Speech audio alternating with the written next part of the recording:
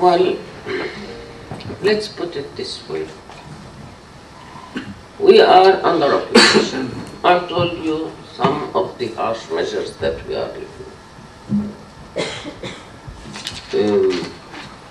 We tried to, we had armed struggle. It's according to international law, because the United Nations Charter calls upon people under occupation that they have the right to resist by all means, including armed struggle. So we are using our right in the struggle against occupation. Because I can't imagine myself facing the tanks that are bombarding our places, outside Palestine, inside Palestine, in Gaza, in the West Bank, in Lebanon, and then we throw roses to stop them from any. This is illogical. A human being always tries to defend himself in front of any danger and use any means that can defend him from being killed or injured. So what about a people who are facing this situation? I think it's not a Palestinian invention, armed struggle. It's a human one that has been used against oppressors, whether they are in the phase of colonizers or in other as dictators, through history. We learned from others. We are not the first to face occupation by armed struggle. Although in some times of the struggle it stops. Now it has stopped, and people are resisting in peaceful means, but yet they are facing the same results when they go to defend the land that will be confiscated, or where the wall would be built on. Yet, and if you hear that in Bil'in and Na'lin and in other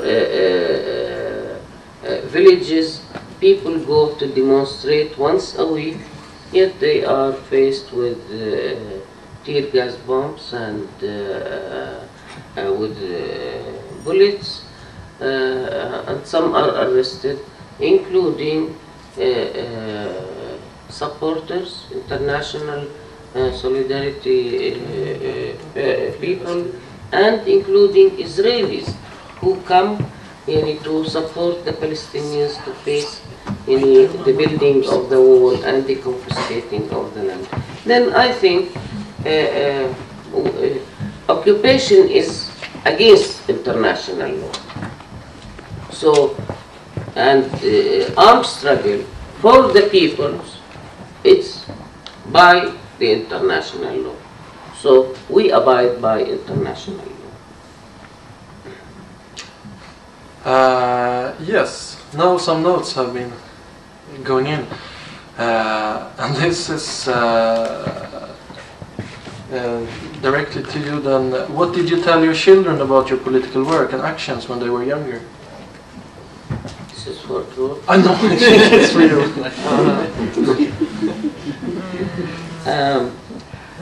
When my children were very young, and I came home at noon, the elder child was at the kindergarten. I opened the door.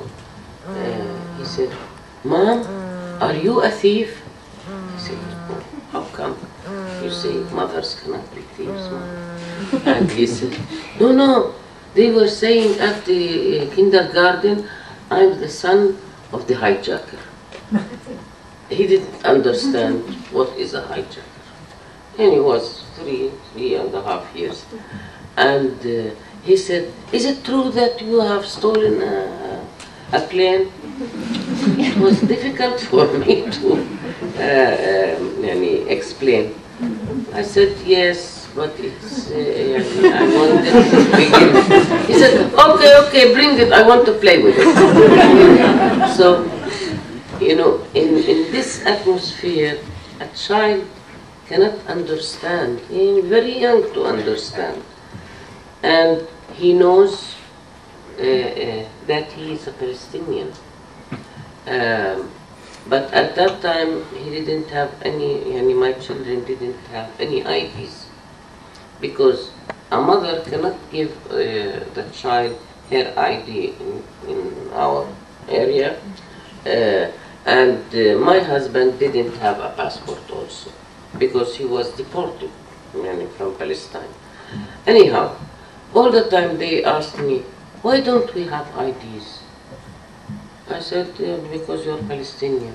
He said, "Why Palestinians don't have IDs?" Because there are Israelis occupying our land, and they took our IDs. And they said, "Okay, then let's again steal a car." Small car. And because you know how to steal a plane, then you know how to steal a car. We go to Palestine, get our IDs. As a child, they would think it this way. Then I went to the kindergarten and told them, it's not good to speak for the children things that they cannot understand. It will create an image which is it's very hard to change them. Anyhow, afterwards I had to teach them, to educate them that we are Palestinians. We have to go back. I'm from Haifa. I was I left in 1948. My husband is from Kalkilia, and he was deported in 1970. So from both sides, they know that we have a nakba, two nakbas, for the mother and for the father. Yep.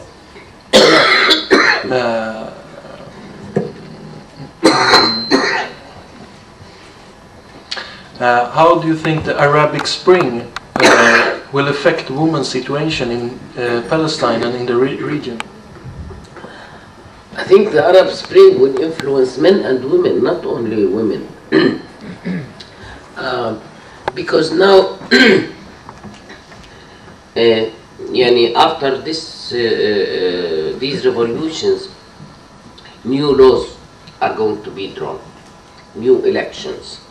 And I think that democratic states are going to be established in our democratic, system in Egypt and Tunisia, which means that it will directly influence the other peoples around, especially for Egypt. Historically speaking, Egypt always had the big influence on the Arab world, not only on the Palestinians, and it's considered as the milestone of the change in the region. That's why we depend a lot about the steps that are taken in Egypt, and of course in Tunisia the same. Now you're seeing that there are movements in other countries, in Yemen, in Syria, and in Lebanon, and in Jordan, where people go out for calling for reforms. And some countries responded for the reforms and declared, for example, in Syria, they lifted this emergency law and promised for other reforms. All this will be reflected on Palestinians outside Palestine and inside Palestine, because it will give us more support from regimes who are not on not friends with Israel, at least, because in Egypt there is the Camp David Treaty, and in Jordan also, Wadi Araba Treaty, where they have normalized the relations between Israel and those two countries. Now, with these changes, I think that the first thing is that the new leadership in Egypt promised to open the border in Rafah for the Palestinians between Gaza and Egypt, and also they brought all factions, and especially Hamas and Fatah, to reconciliation, which is a very good step towards building a national unity. And I think these are the direct results of this Arab Spring to the Palestinians. And to continue then with how do you see the situation in Libya? And that is a question maybe to both. I think in Libya it's disastrous, because Gaddafi, after 42 years, he is still looking forward to rule another 42 years with his family, with his sons. And now people began to realize that they can no more accept such way of ruling, because even the system, this political system, it's a unique one. It's not like any other system. It's neither a monarchy nor a republic. It's called Jamahiriya, which I don't know where he got this from. Even the apparatus of the government, it's different. The minute people began to demonstrate and ask for reforms, were faced by guns, by artillery, and of course this is it's against our principles and against our thinking that the governor should listen to the crowds when they go out calling for reforms, and it is their right. And this also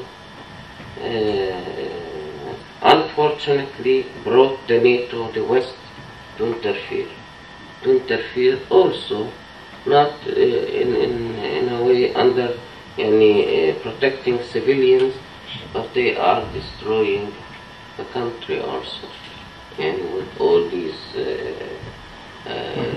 heavy planes raiding in the cities,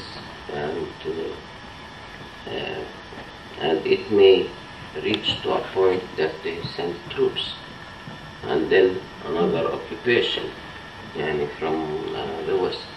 Now this time the United States administration played it in a twisted way and gave the Europeans to face this intervention, so that they will not get criticism from the Arab world or from the world in general.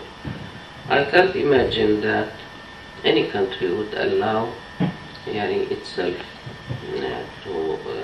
for others to intervene if there are calls for reform for the people. If they wanted to, it should have been that the NATO or the Western countries would support the people, not in this way, just by bombarding by planes. We condemned the attitude of Gaddafi, but at the same time we condemned the attitude of the West, the way they dealt with this. I think because it's an oil country, that's why they wanted to ensure that this oil will go to them afterwards.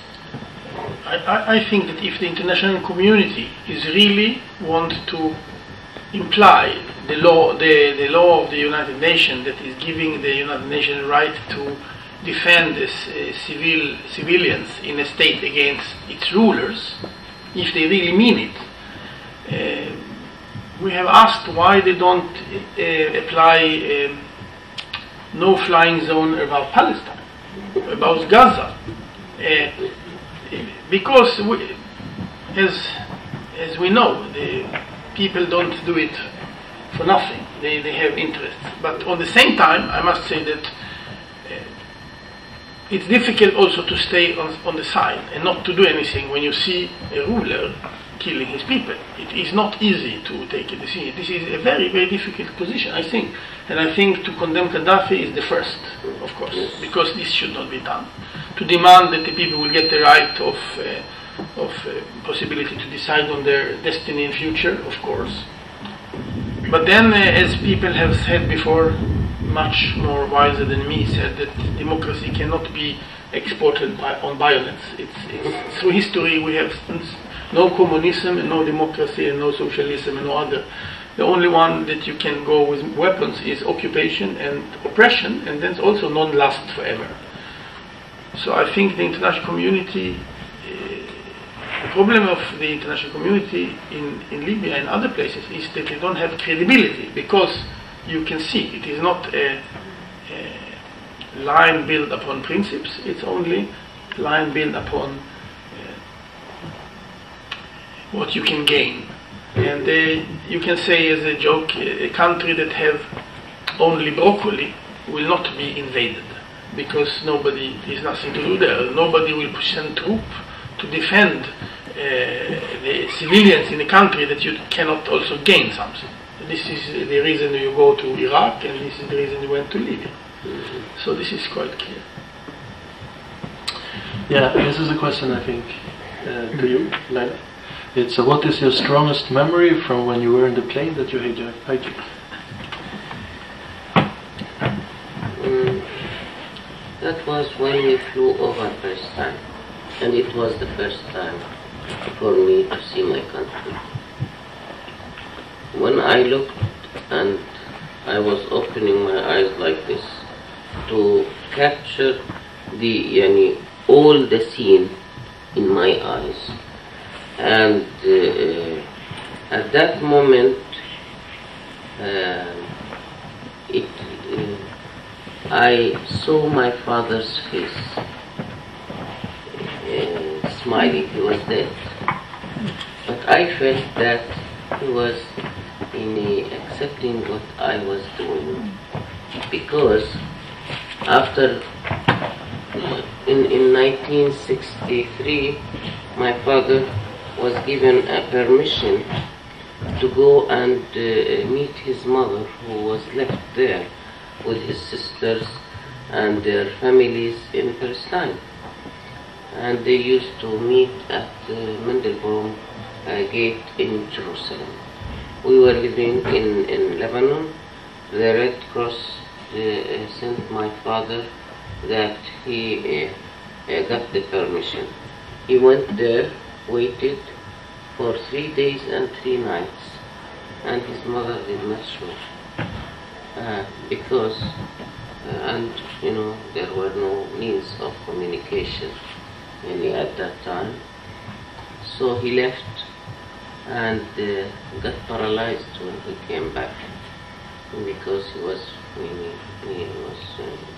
very passionate. He was waiting, excited to meet his mother, and after 3 years he died, and his mother did not know that he died because there was no means of communication with our families there.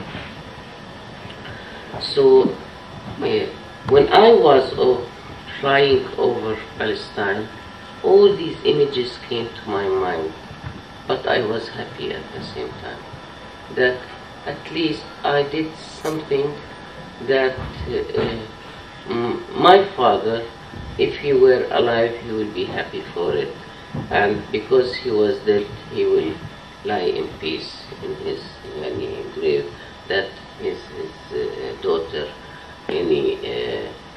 did something to meet the family, even by a hijacked plane.